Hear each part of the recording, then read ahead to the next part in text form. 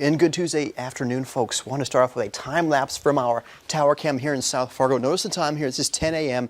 Things look pretty good there at the 10 o'clock hour, but as we advance this through the morning hours, just as we expected around lunchtime, look at the snowfall coming in from West Fargo into the metro, and that is where we sit now with reduced visibilities across the area with that falling snow and some blowing snow on top of it. Because of the blowing snow, reduced visibilities, slippery roadways, the winter weather advisory continues through the overnight until 6 a.m. Wednesday morning for pretty much everybody outside the Devil's Lake Basin, then also outside of Stutsman County. So this is all of I-29 up and down in North Dakota, and I-94 off toward Minneapolis as well. This includes Bemidji, Lake of the Woods County as well. So the new addition was our northern neighborhoods into that winter weather advisory from when we updated you yesterday. But here's how things look right now.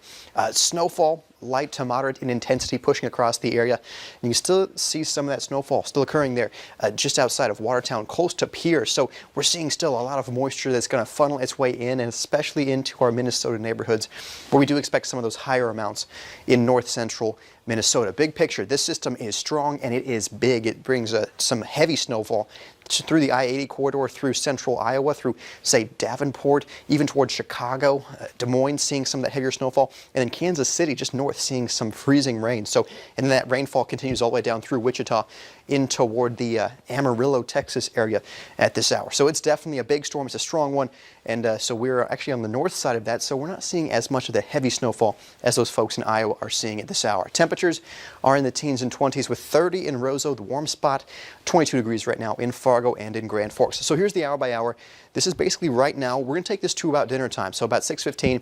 We're still seeing snowfall expanding into north central Minnesota. Still probably some light snowfall occurring in the Devil's Lake Basin down through Jamestown, but I do expect most of the additional snowfall in Devil's Lake to be pretty much done for us for this evening. As you see, that moisture spins its way, the low pressure system spins its way into northern Minnesota. 10:30 p.m. Looks like most of the snowfall is done in North Dakota, but still seeing that continuing there east of the Red River Valley. So still could see some snow falling in the Grand Forks area as well. Maybe still seeing some snow showers in the metro here in Fargo-Moorhead as well. But then by midnight tonight, we do expect that to be really winding down. But even in the overnight, still seeing some snow showers continuing for that morning commute.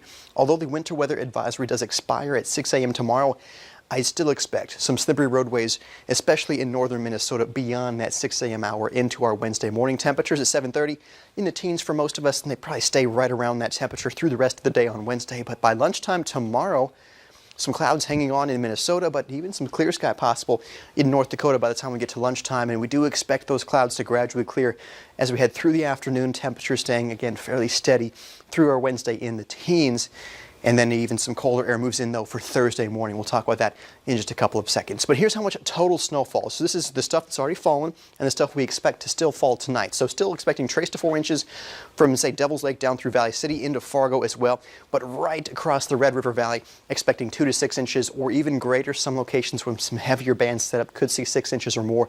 Mainly you see those deeper blues in north central Minnesota, and that's why we could still see some slippery roadways through the lunchtime hour tomorrow as well. There's your hometown forecast. You see those teens to maybe some low 20s in the warm spots for our Wednesday. So here's how things look moving into the new year. For Thursday, New Year's Eve, temperatures of around 19 degrees for that high, but we start off Thursday near zero for quite a few folks for Thursday morning.